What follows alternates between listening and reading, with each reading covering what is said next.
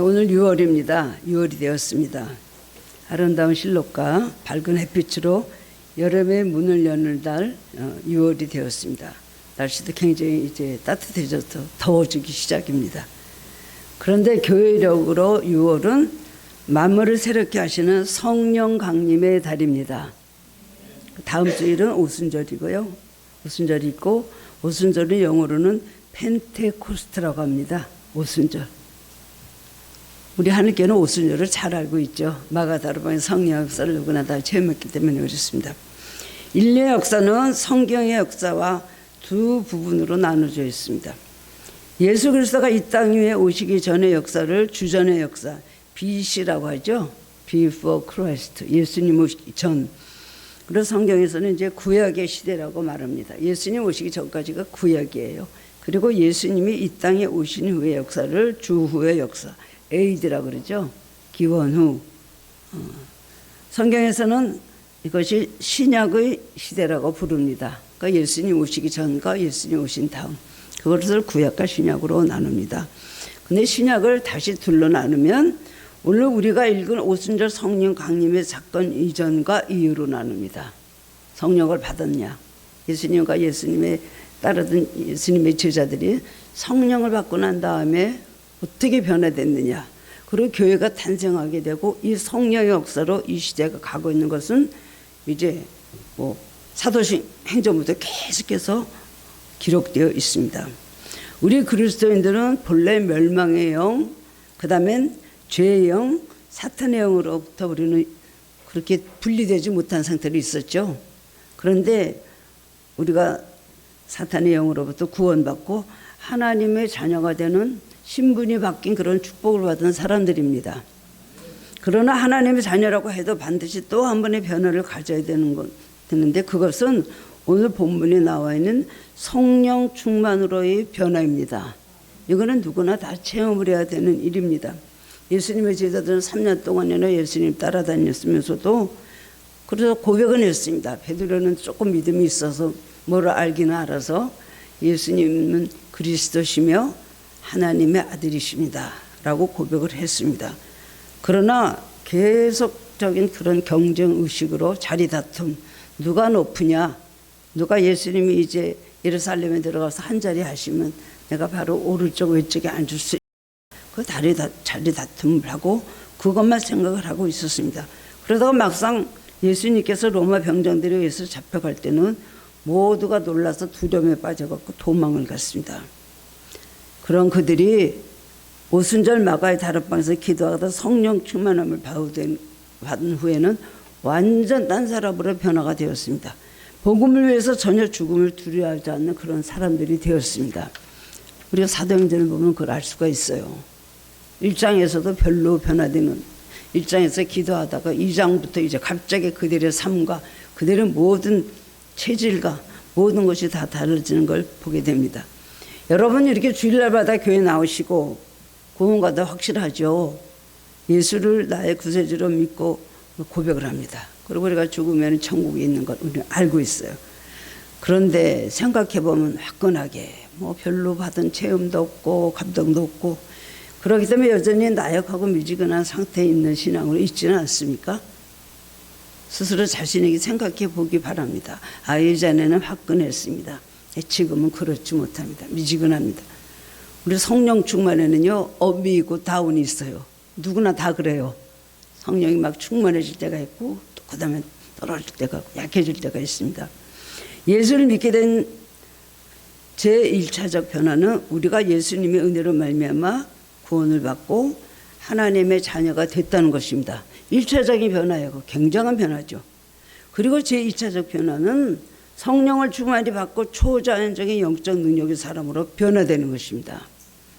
사도행전 1장 4절에 보면 부활하신 예수님 사도들에게 너희는 예루살렘을 떠나지 말고 아버지의 약속하신 것을 기다려라. 그게 뭔지는 몰랐어요. 성령에 대해서 요한복음 14장에 쭉 설명을 해 주셨지만 제자들은 몰랐습니다. 기도도 할 줄도 몰랐고 그게 무슨 말씀하시고 예수님 어디로 가신다는 건가. 성령 받기 전에는 아무것도 몰랐어요.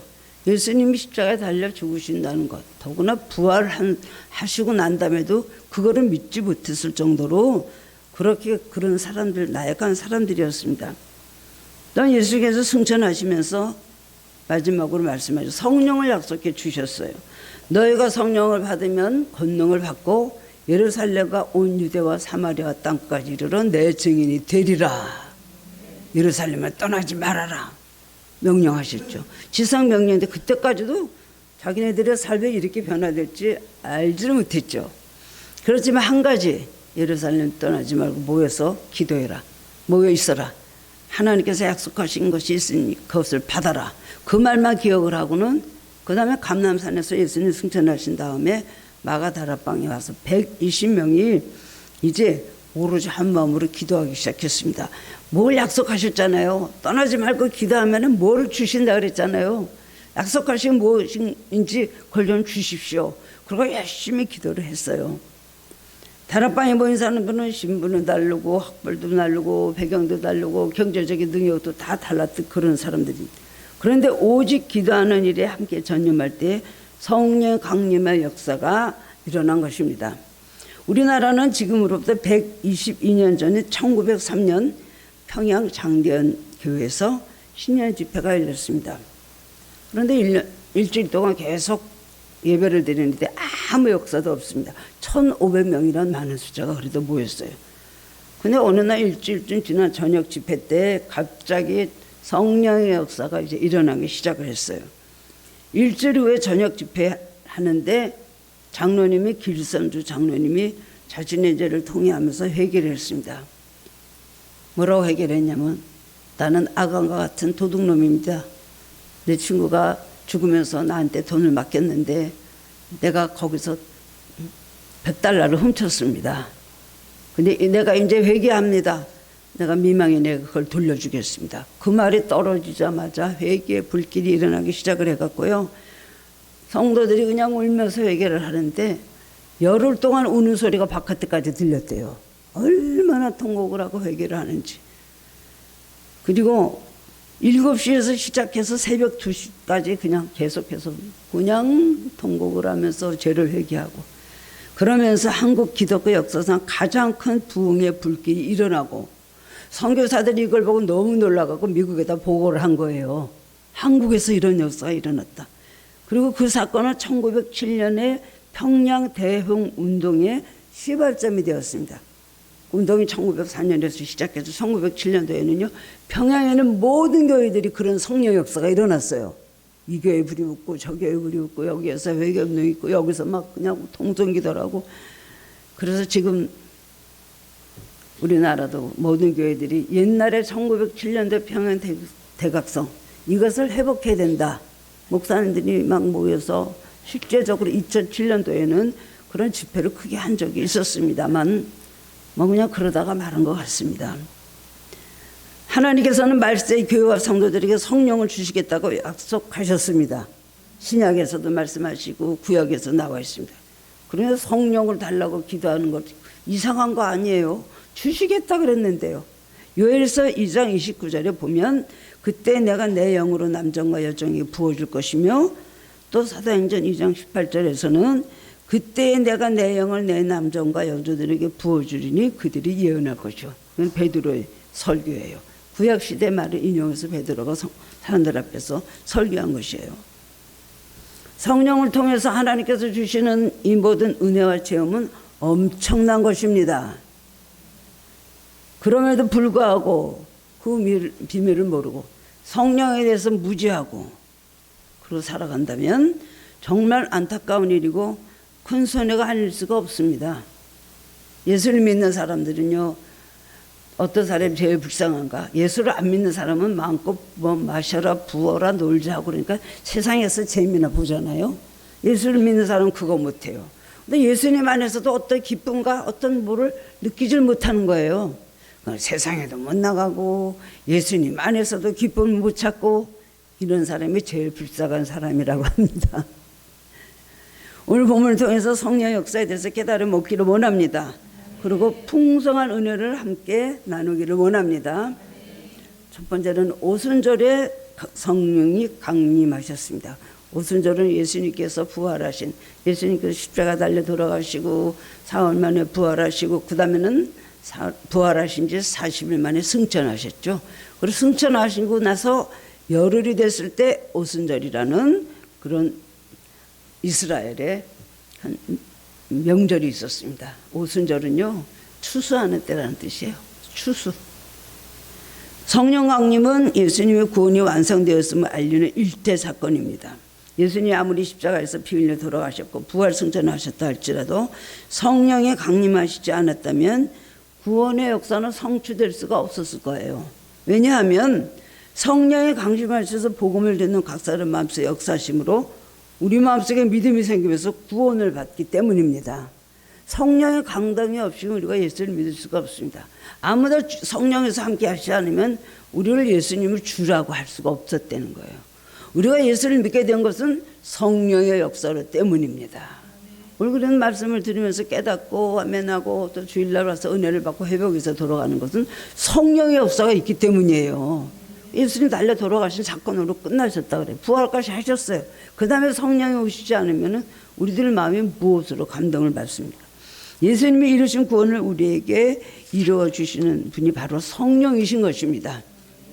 성령 강림 때 하나님께서 특별한 증거를 보여주셨어요. 예수님 태어나실 때는 베들레헴의 동방 박사들이 베들레헴에 찾아왔죠. 그 다음에 또 들여서 양치는 목자들에게 천사들이 나타나서 무슨 말을 전해줬잖아요. 예수님이 또 마리아에게 가브리엘이 나타나서 너가 이제 아들을 낳게 될 것이다. 그 남편이 될 요셉에게 나타나서 내 아내가 아들을 낳을 것인데 이거는 성령으로 잉태된 것이니까 내 아내를 데려와라. 그렇게 가브리엘 그런 징조들이 있었잖아요. 마찬가지로 성령 강림 때는 하나님께서 특별한 증거를 보여주셨는데 120명의 제자들이 모여서 기도할 때 놀라운 일이 일어났다는 것입니다. 오늘 본문의 말씀이 그거잖아요.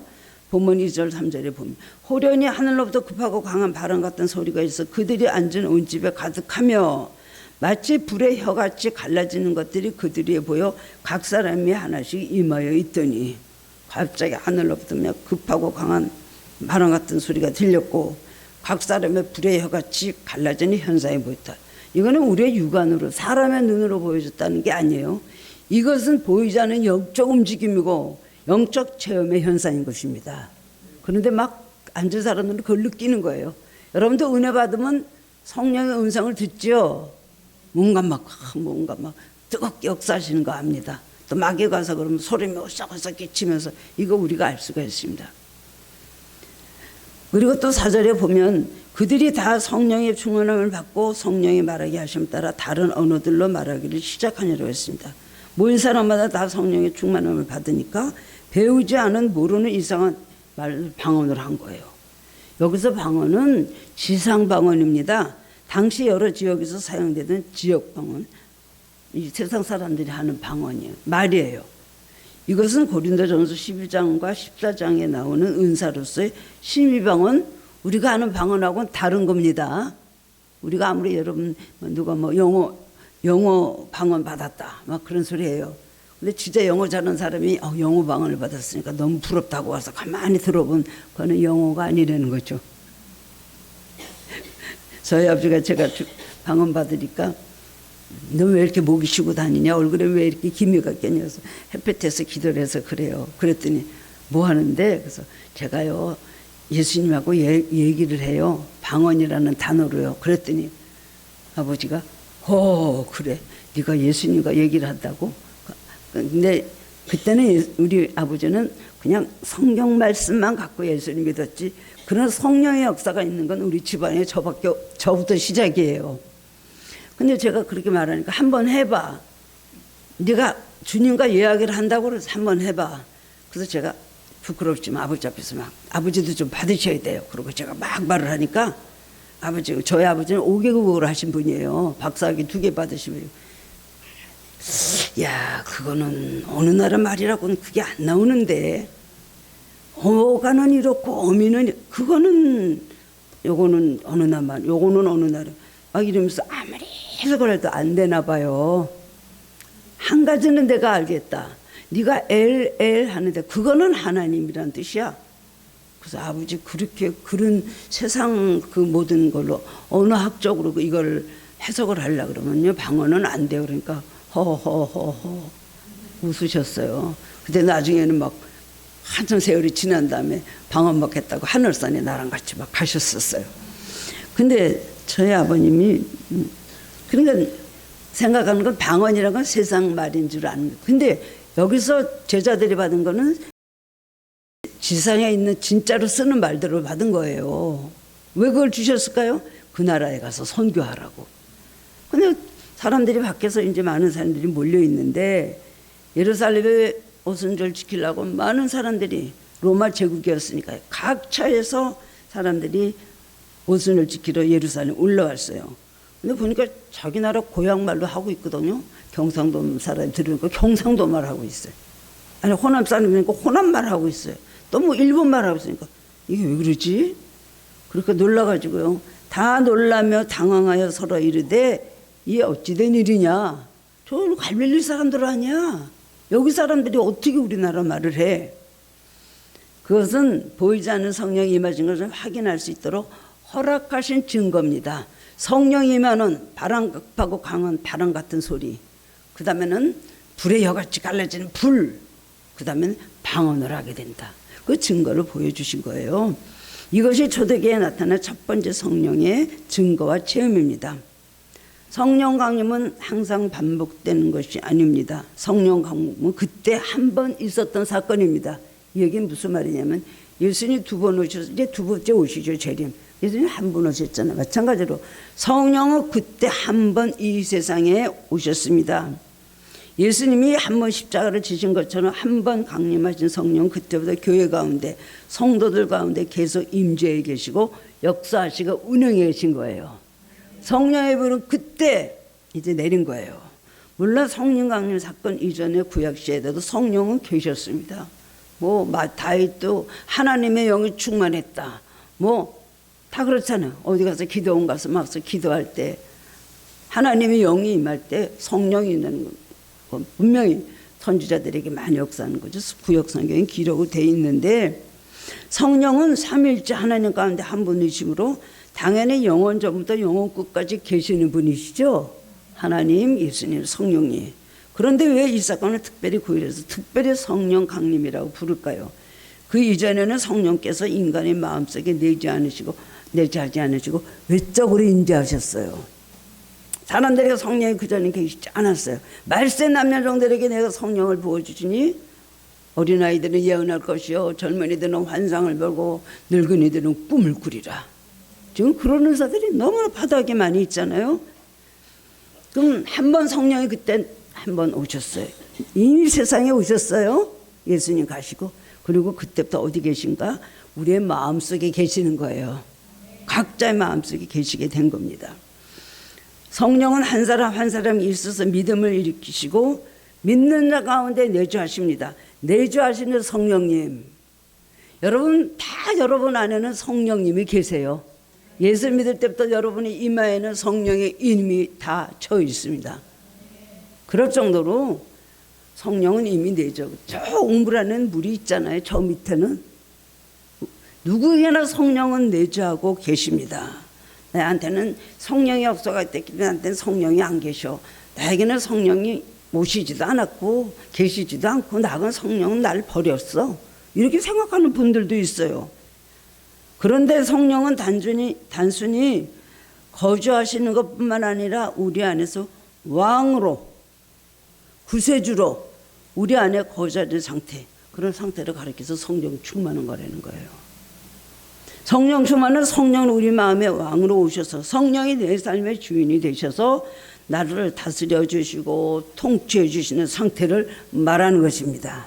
그냥 내 안에 계시는 거하고 완전히 내 왕으로 내 안에 계셔서 나를 통치하시고 지배하시고 완전히 다스려 주시고 완전히 나를 점령하시고 장악하시는 거죠. 나라는 건 없는 거예요. 성령만이 내 안에서 역사하시는 그게 성령 충만한 거예요. 성령 우리 가운데 내주하시면서 깨닫게 하시고 그 다음에는 죄를 해결시켜 주시고 감동하시고 충만하게 하시고 그리고 예수 그리스도를 증거하는 영으로서 증가하게 하시고 우리 안에서 말할 수 없는 탄식에서 나를 위해서 기도해 주십니다. 고린도서 3장 16절을 보면 너희는 너희가 하나님의 성전인 것과 하나님의 성령이 너희 안에 계시는 것을 알지 못하느냐 그랬어요. 어디 계셔요? 우리 안에 계시는 거예요. 근데 나는 성령하고 무관한 삶을 사는 거예요. 내가 성령이 나하고 그다나하고 관계나 있나? 성령이 내 안에 계시다면 내가 어째서 이 꼴인가? 성령이 내 안에 계시다면 어떻게 내 모든 일들이 이렇게 될 수가 있는가? 당연히 그럴 것이죠. 그거는 성령 충만하지 못하기 때문에 아주 나약한 상태고, 사사기 6장에 나오는 기드온도 바로 그랬습니다. 하나님이 여호와께서 너와 함께 계시도다. 천사가 와서 그러니까 하나님이 우리와 함께 계시면 우리 나라 꼴이 이렇게 될 수가 있습니까? 그랬잖아요. 그러니까 하나님의 그다지 힘을 주시니까 그 힘을 의지하고 가서 300명의 용사들이 미디안의 대군을 다 물리쳤거든요. 성령은 우리를 하나님의 집으로 삼고 우리 안에 들어와서 영원히 계시기를 원하시고 지금도 우리 안에 계시는 분이죠. 그러나 우리는 성령을 소멸해요. 그래서 성령을 멸시하고 그 말씀대로 순종하지 않고 내 마음대로 하면서 성령을 묶어놓고요. 운행하시지 못하게 하고요. 성령이 하신 일을 제압을 해서 아무것도 우리 안에서 못하게 하시는 거예요. 이것이 바로 우리가 죄성에 빠지는 상태라고 할 수가 있습니다. 여러분, 성령이 내 안에 와 계신지 한번 진단해 볼 수가 있습니까? 그 비결을 뭔지 가르쳐 드릴까요? 예수님이 하나님의 아들이신 걸 믿습니까?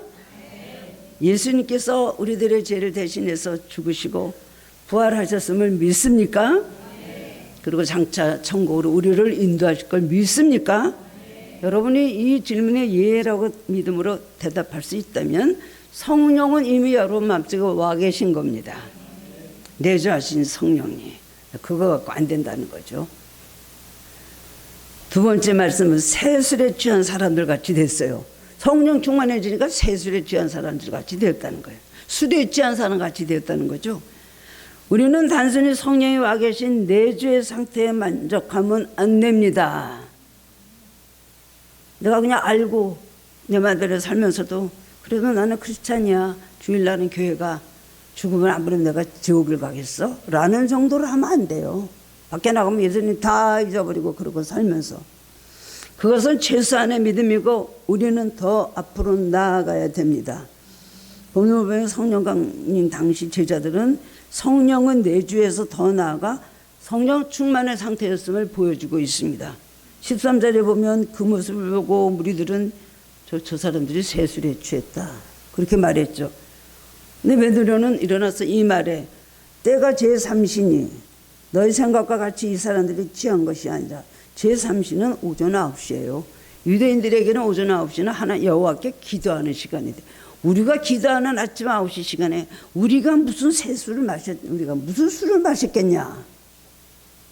라고 조롱하는 사람들에게 베드로는 그렇게 말했습니다. 이 말이 처음에는 조롱의 뜻으로 사용되었지만 일리가 있습니다. 사도 바울은 성령 충만을 설명할 때 술 취함과 비교해서 말하고 있습니다. 에베소서 5장 18절에 보면 바울은 술 취하지 말라. 이는 방탕한 것이니 오직 성령으로 충만함을 받으라 그랬어요. 술과 성령은 정반대인데 바울이 술 얘기를 꺼낸 것은 술 취함과 성령 충만의 외형적으로 비슷한 점을 갖고 있기 때문입니다. 비슷합니다. 사람이 술이 째면 사람이 술을 먹고 그다음 술이 사람 마신다 하던가요? 술의 영향과 지배를 받으면 인격 지정의가 달라지죠. 혀가 꺼부라지고 감정이 변하고 행동이 변하고 헛소리를 칩니다.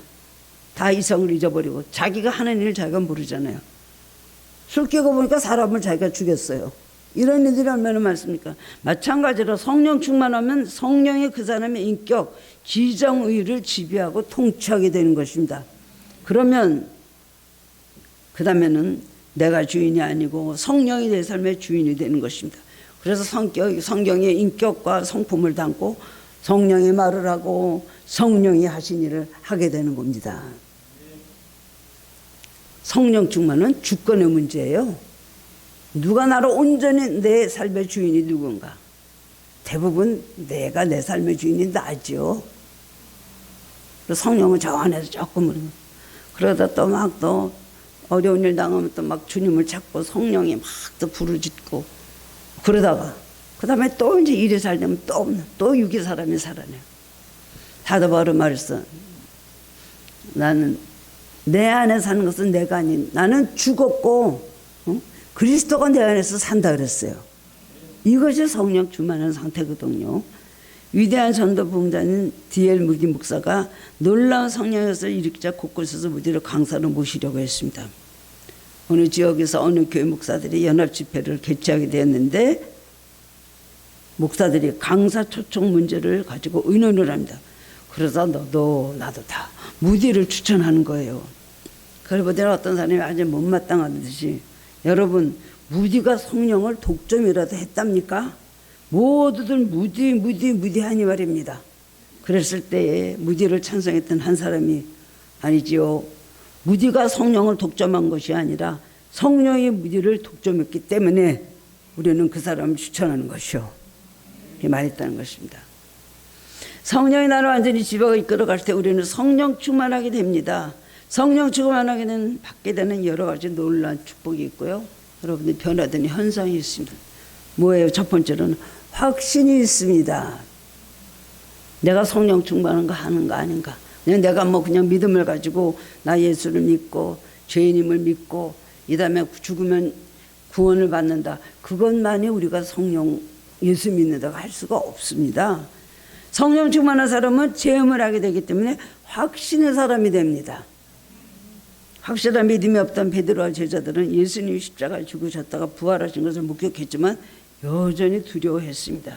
그런데 사도행전 2장 14절에 보면 성령으로 충만해진 다음에 베드로가 11사도와 함께 서서 소리를 높여 이르되 막 사람들 앞에서 담대하게 설교를 하는 거예요. 이스라엘 온 집은 확실히 알지니 너희가 십자가에 못 박으니 예수를 하나님의 주와 그리스도가 되게 하셨느니라. 그렇게 말했어요. 우리들이 깜짝 놀랐어요. 저 사람이 저기 갈릴리에서 고기 잡던 저 베드로 아니야?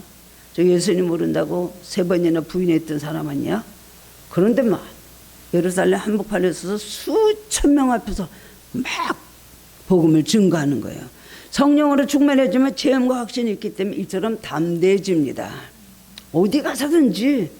그리고 어떤 고난 앞에서도 아닙니다. 나는 승리할 수 있습니다. 나는 절대로 절망하지 않습니다.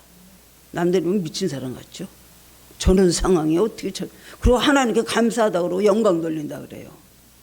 있을 수가 있습니까? 세상 사람들이 보면 정말 미친 사람으로 보겠죠. 체험과 확신이 있으면요 담대해집니다. 또한 성령 충만하면 능력을 받습니다. 성령 충만한 사람은 능력의 사람이 됩니다.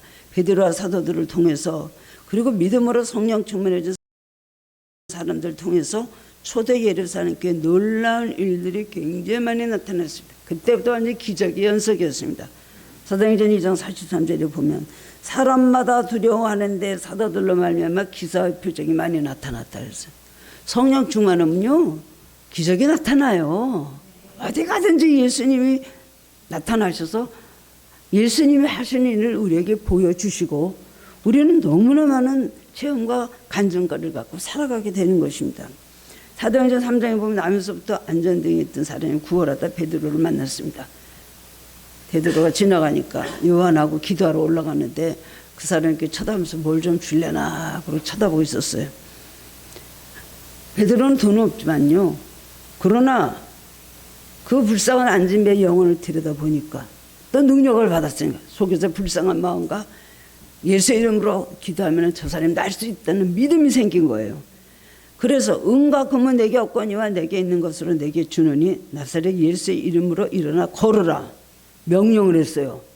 그랬더니 그 사람이 발과 발목에 힘을 얻어서 걸으며 장애인이었기 때문에 절대로 성전으로 들어가지 못했던 사람이 제자들과 함께 성전으로 들어가서 뛰기도 하고 걷기도 하면서 하나님을 찬양했다 그랬어요.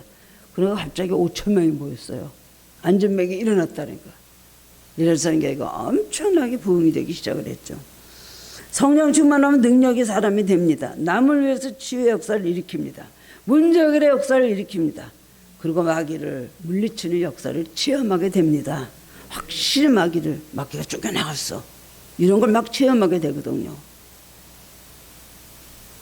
또한 스스로 고난과 역경이 닥쳐와도 마음속에 기쁨과 평안이 솟아나므로 고난을 극복하고 마침내 승리하게 되는 것입니다.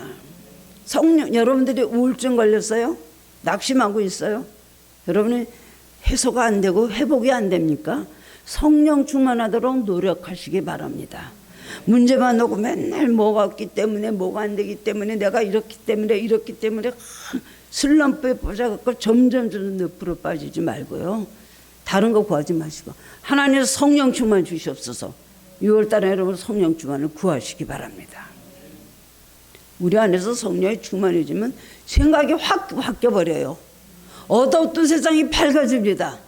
부정적이던 생각들이 다 달라지는 거예요. 할 수 있다는 생각이 가지게 돼요.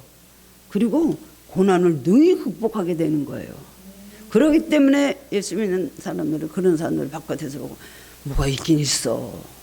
저런 사람이 저렇게 명랑하고 저 사람 얼굴에는 막 웃음이 있잖아. 기쁨이 있잖아. 그리고 우리들에게 막 전도를 하잖아. 뭔가 분명히 있긴 있어. 그래서 예수를 믿게 되는 것입니다. 그리고 성령 충만하면 성결해집니다.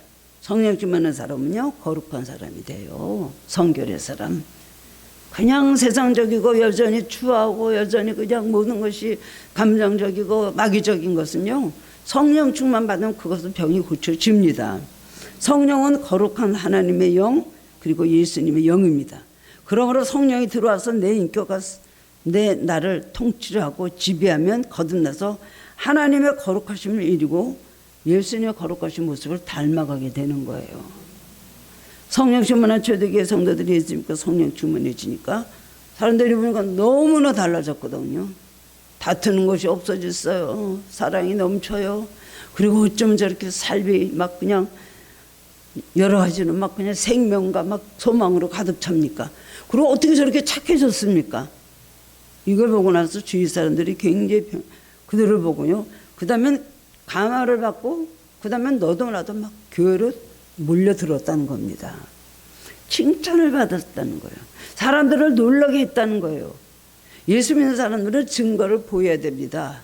확실히 뭐가 있구나. 그걸 보여야 되는 거예요.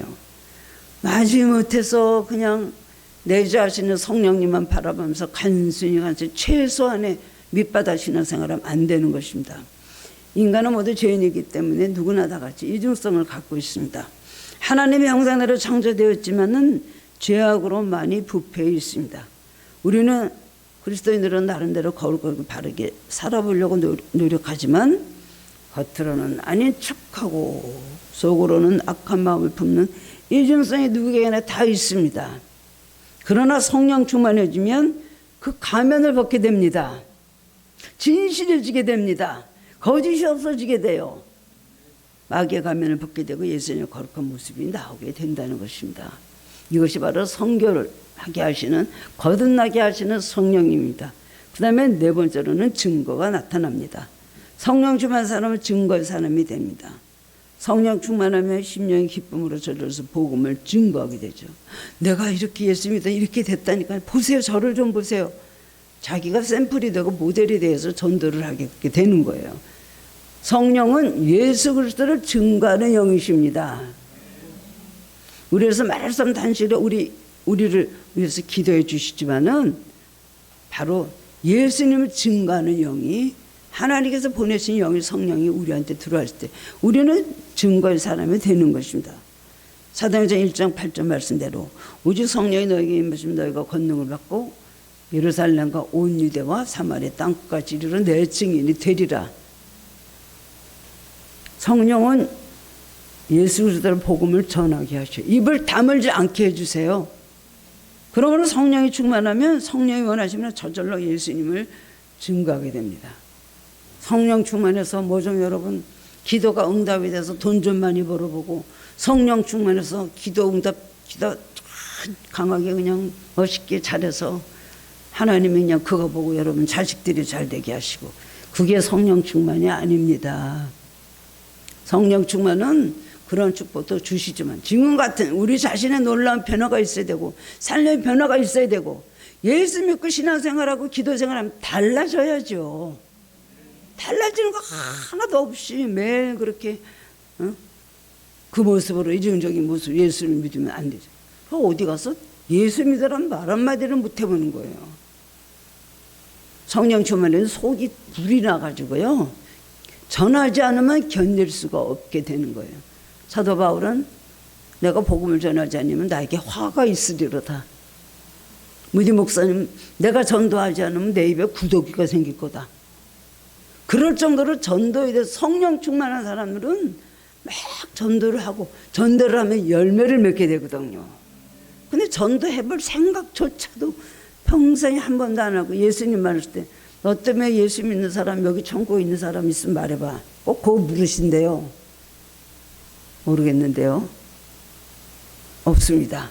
그럼 어떻게 되겠어요? 우리에게 가장 큰 축복, 우리가 구해야 될 축복은 그렇기 때문에 성령 충만입니다. 내주하시는 성령님, 그거는 모든 그리스도인들에게 보편적으로 또 이루어지고 영속적으로 있는 은혜이긴 해요. 한번 예수를 믿으면 성령이 우리 안에 들어오셔서 영원히 거주하고 떠나시진 않습니다. 특별한 사람 말고, 뭐 빌라도라든가 특별히 가룟 유다 같은 사람 말고요. 그러나 우리는 자주 성령과 관계가 멀어지고 성령을 근심하게 합니다. 성령을 소멸하기 때문이에요. 성령은 기름이고 성령은 불이죠. 불이 꺼지고, 성령은 그 다음 기름인데, 기름이 다 타서 없어지는데, 텅 비어 있는데, 어리석은 다섯 처녀같이 빈 등장만 들고 있는 거예요. 열심히 가는 것 같고, 뭐 참석하는 것 같아도요. 우리 영의 성령 충만에 성령의 불이 타고 있지 않으면 우리는 죽은 것입니다. 다섯 처녀는 결국 혼인 잔치에 못 들어갔다 그랬잖아요. 빈 등잔만 들고 있었어요. 우리는 성령이 계시지만 계시나 마나한 존재가 되면 안 됩니다. 성령이 확실히 우리 안에서 역사하시고 성령을 통해서 나타나는 일들이 매일매일 간증이 되어야 되는 것입니다. 성령의 지배를 받는 성령 충만의 신앙이 되시기를 주님의 이름으로 축원합니다. 마지막으로 세 번째는 성령 충만의 비결은 무엇일까요? 딱 두 가지. 비움과 체험입니다. 뭘 비워요? 그릇을 깨끗하게 비울 때, 컵을 깨끗하게 비울 때 물도 담고, 또 그릇을 깨끗하게 비울 때 음식도 담는 것이죠. 더러운 잔에, 더러운 그릇에 음식 담는 거 봤어요? 먼저 우리가 성령으로 채우려면 우리가 깨끗해져야 되는 거예요. 빈 그릇이 되어야 되는 것입니다. 그건 뭘 말해요? 죄를 얘기하는 것이죠. 성령의 역사를 재현하고 방해하는 것들을 제거해야 됩니다. 죄는 하나님과 나 사이를 멀어지게 하는 절연체예요. 절연체. 하나님 아무리 뭐 긍휼히 여기시고 사랑하셔도 공의 안 하시는, 죄를 너무 싫어하십니다.